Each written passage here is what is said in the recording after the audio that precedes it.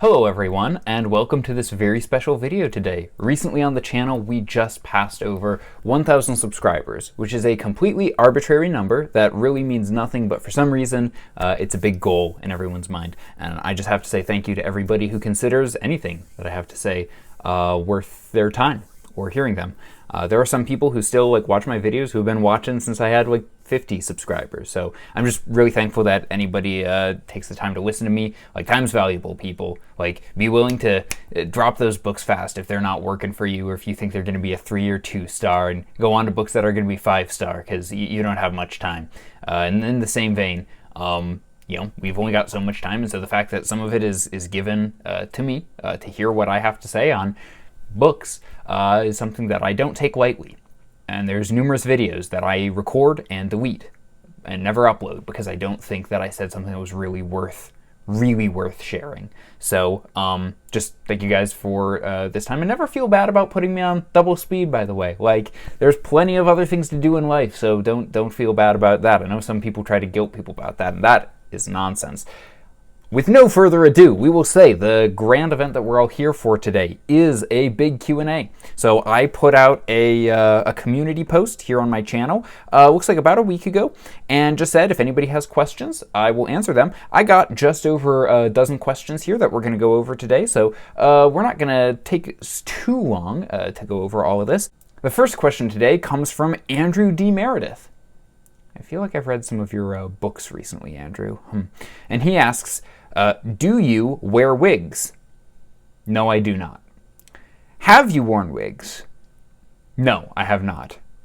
Will you wear wigs? Maybe. When will you wear wigs? Okay, well, in all seriousness, Andrew, I may need to wear wigs. I saw a reel on Instagram recently that said that guys either have a great personality, a great sense of humor, or a great hairline. So I think that was the 3 that they gave. But they never have 2 of the 3. Or they never have all 3. They only have 2 of the 3. And as much as certain members of my family like reminding me, I'm very aware of my thinning hairline. By the time I hit 30, it's going to be way back. We're going to be looking like a monk, and it's all getting shaved off, much to my wife's chagrin. Put Books First asks, which 5 books or series define you, or which books or series would you recommend? Well, recommending is kind of a hard one because it helps to know what you read. If you're wanting just some general recommendations for where to start with reading fantasy, The Lord of the Rings is a classic. It's a classic for a reason. It is a little dense to read to a modern reader who that's all that they've read. If you're wanting something that's independently published, self-published fantasy, and kind of see what that market is like, you don't want to just pick Sword of Kaigen, which everybody chooses, as a self-published fantasy novel, and with good reason. It is a good novel. But if you want to go with something that's a little bit more niche and is going to be bigger the more this author puts out, I would say Andrew D. Meredith. I've been reading some of his books recently, and they are excellent and well worth the read. His Needle and Leaf books are I describe them as though you have books that are fully set in the Hobbit parts of The Lord of the Rings. So there's still adventures that happen in the Shire. There's still bad guys that show up in, by Bree, Buckleberry Ferry, but it's still in the Hobbity areas of Lord of the Rings. So his Needle and Leaf books are good. And then I'm not a cozy fantasy guy, but his cozy fantasy book is good. If you're looking for modern, darker fantasy, I like the Night Angel trilogy quite a bit. But it does have some flaws. It's not perfectly written. The 3rd book isn't the best, but it is good still. It's still very much worth the read, but it is dark fantasy, and there's some really heavy stuff in there. And then if you're looking for modern science fiction, Christopher Rocchio's Sun Eater series, everybody talks about it, but it's some of the best science fiction I've ever read. If you want one that's a little bit more of a niche in terms of what Booktube talks about, Matthew Woodring Stover, or sometimes he just goes as Matthew Stover, is really worth the read. His novel, Heroes Die, is a cyberpunk in the real world, portal fantasy into a sword and sorcery world, and it's an epic fantasy thriller. It's really good. But also, my favorite of Stover's books is his Revenge of the Sith novel, which is crazy. movie novelization, really, and there's no way that I can express to you how good that book is. How that's one of the best science fiction books I've ever read without you just picking it up and reading it. In terms of 5 books or series that define you, that one's a little bit easier. In terms of like my childhood, I would probably put the Robin Hood novel by Lewis Reed, which is old and archaic and is written in like King James English. But that book really like meant a lot to me as a kid. I loved that. I read that a significant number of times. Les Miserables by Victor Hugo, which is the book that really made me like fall in love with storytelling in general. I'd put the Space Trilogy by C.S. Lewis. I read that long before I ever read Narnia, but that also really shows a lot of my reading journey. Because when I first read it, I loved Out of the Silent Planet, liked the second book, Paralandra, fine enough, and hated That Hideous Strength. And having reread the series numerous times now, That Hideous Strength is not just my favorite of the trilogy, and I think the best, but it's one of my favorite books of all time. So I'd put the Space Trilogy, and then I'd have to put the Lord of the Rings in there. Very few books have impacted me on so many levels, just like fist pumping, yeah, deep contemplative stuff that makes me think, stuff that's changed me as a person. Like, I read a lot, but I'm careful to say if books have like actually changed me deeply, and the Lord of the Rings has. And then if we're talking about modern books, I'll also put Book of the New Sun by Gene Wolfe on there. That book has meant, that whole series has meant really a lot to me. So there's 5 for you. If you want another one, though, I'd put the trilogy Another Kingdom by Andrew Clavin on there. That trilogy is a personal favorite of mine. It's Portal Fantasy, once again, but I do like that one actually quite a bit more than Heroes Die. And A Christmas Carol by Charles Dickens. I read that every year, and it actually gets better over time rather than worse. The next question comes from my good friend Zachary Shea, who says, how has Booktube impacted your enjoyment of reading and fueled you as a reader, a creator, and a writer? That's a good question, Zach. I think it's helped me in terms of fueled my enjoyment of reading. Like, I get to talk to people about what I read, which is great. And a lot of people don't get that. So I really enjoy that. It hasn't changed much of what I read. I get more recommendations, but I rarely ever read stuff or make videos because it's like the big popular book, because most of what I would say is said by other people already. So as far as a reader and creator, that covers that. And then as a writer, well, you should know, as somebody who's helped encourage me to step back into writing again. Just being around people who have nothing but enthusiasm for what other people create, whether it's other booktubers putting out books or what have you. Like, that's encouraging to be around, and it makes me want to go back to the work that I write as well.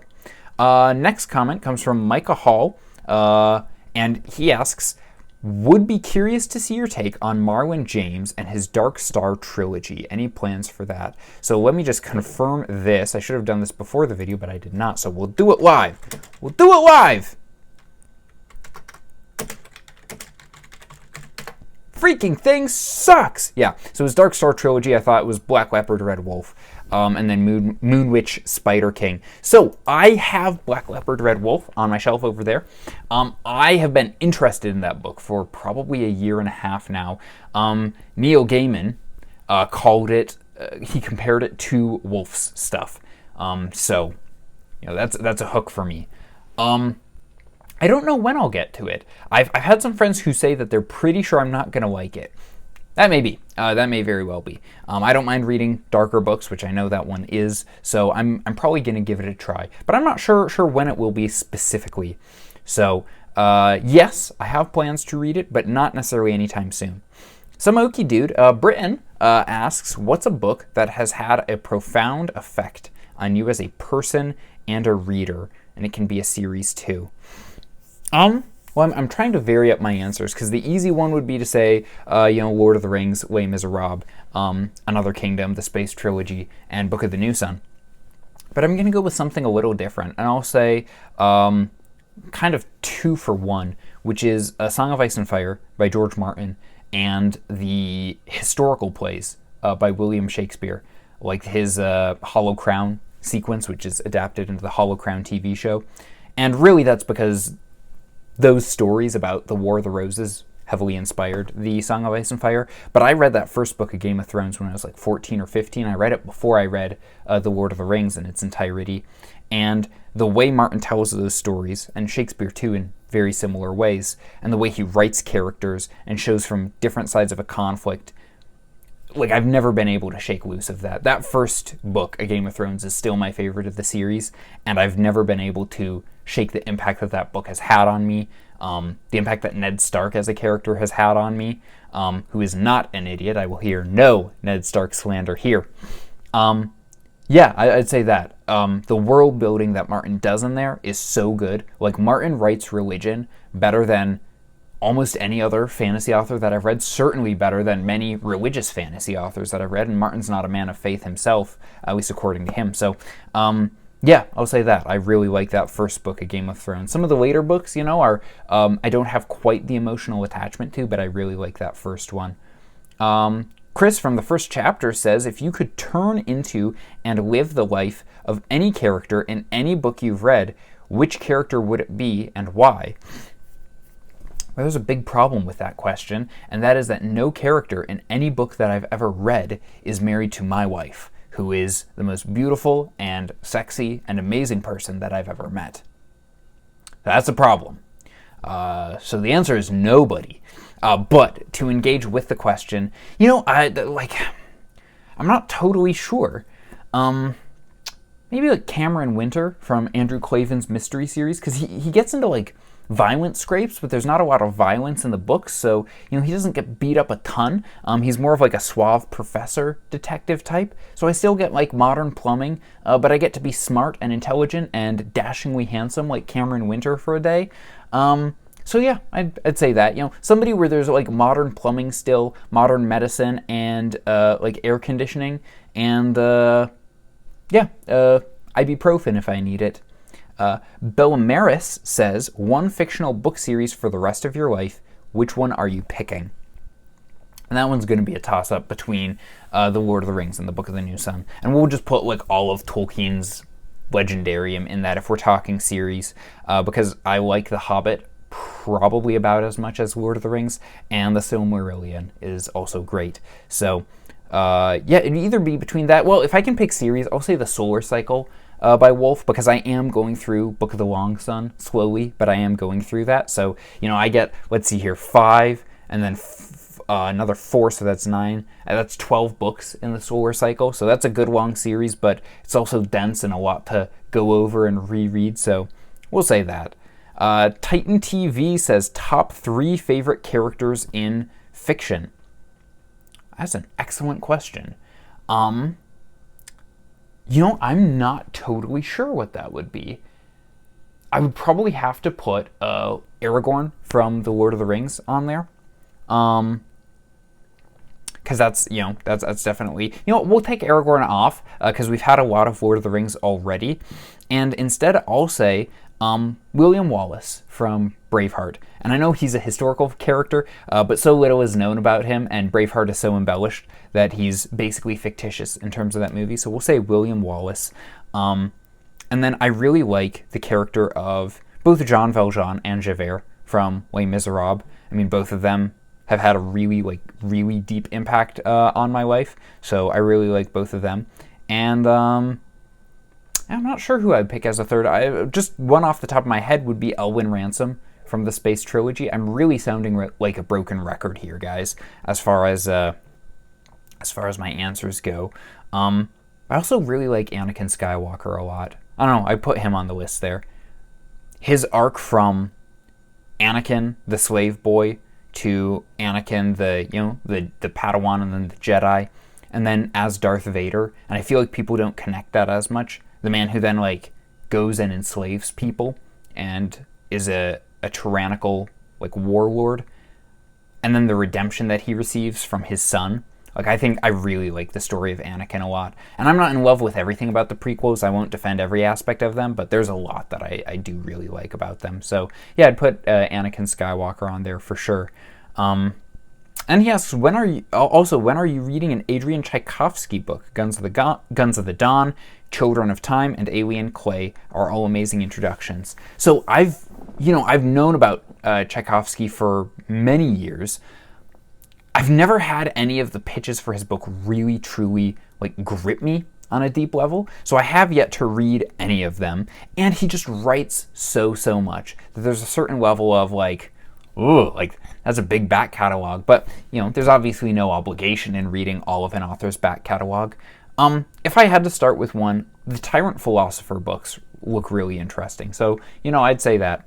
A contemplative reader, so Jay, my friend Jay from his channel, says, if you could interview any sci-fi or fantasy author, living or dead, who would you choose and why? It's a really good question, Jay. Fantasy author, we'll pick somebody dead here.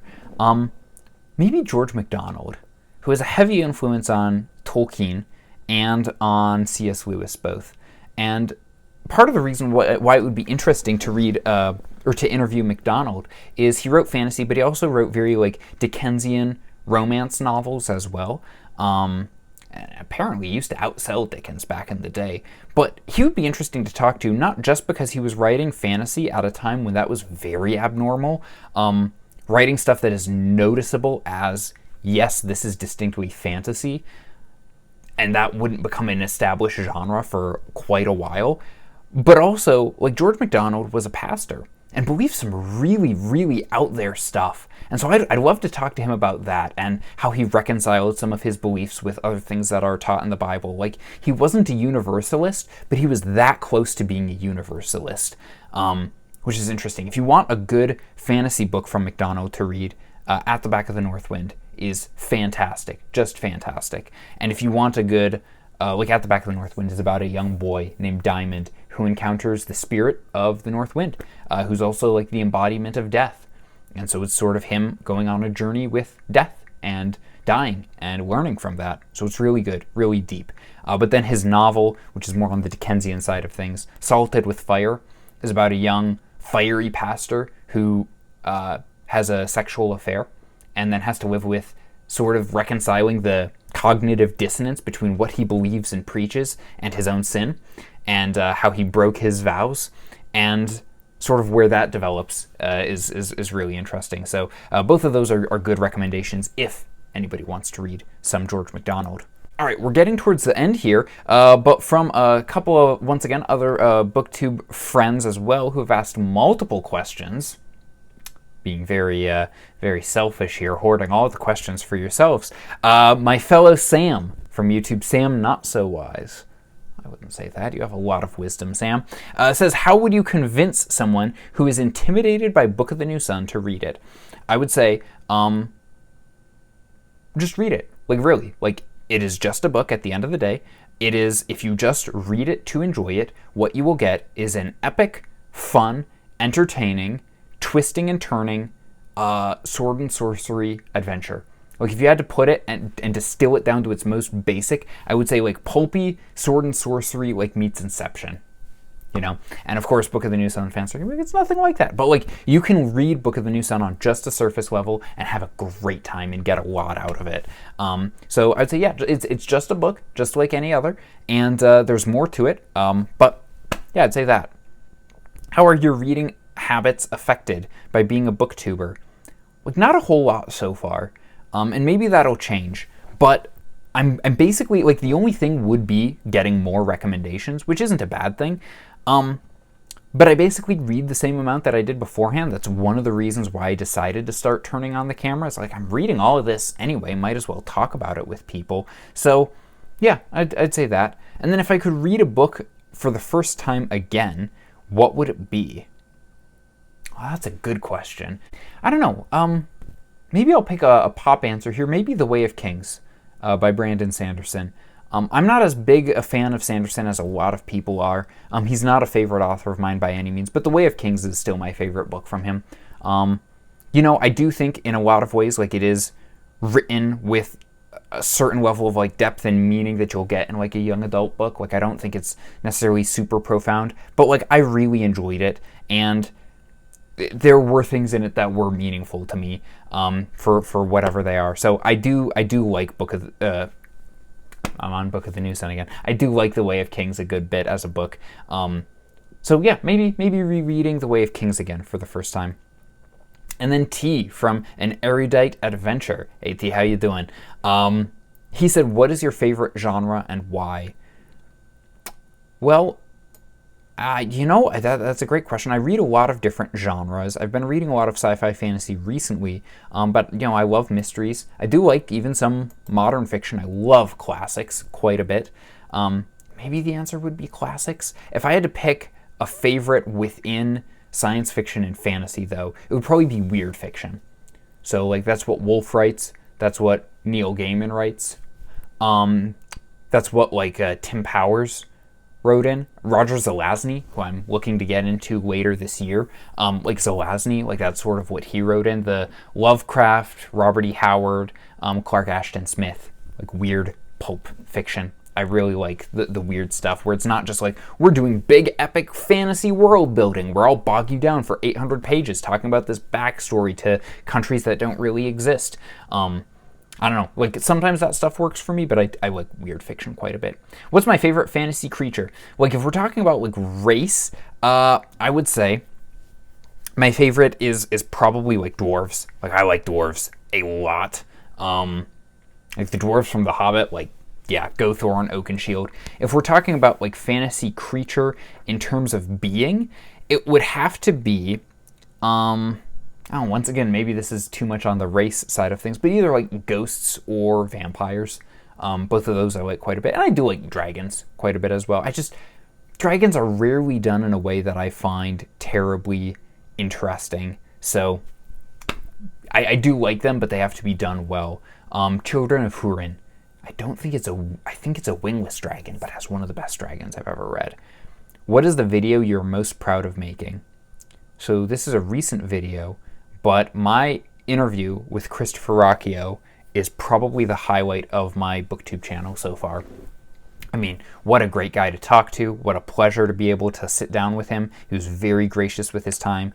And I've watched a lot of interviews with Rocchio over the years, and I've heard him answer a lot of questions on his live streams.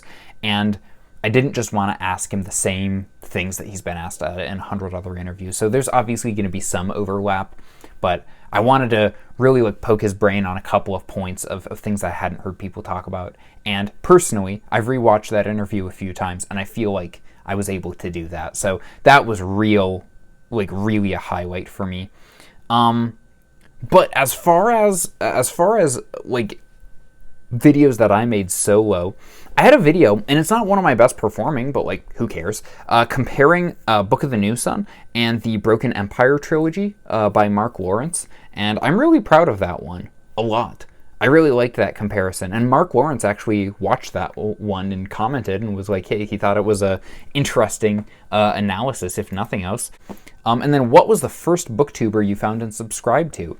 Great question. So, first Booktuber I ever watched, I was looking for people who had reviewed Aragon many years ago, and I found a gentleman who had done a comparison of the book versus the movie, and his YouTube channel is Crimson Rogue, and he still does content. Most of what he does now is big breakdowns of popular books or famously bad books. So he started with some of Onision's books, but then he's done Fourth Wing, and he's done some Colleen Hoover books. And those videos will be 8 hours long, 10 hours long. They're obscenely long. But I love Crimson Rogue still to this day.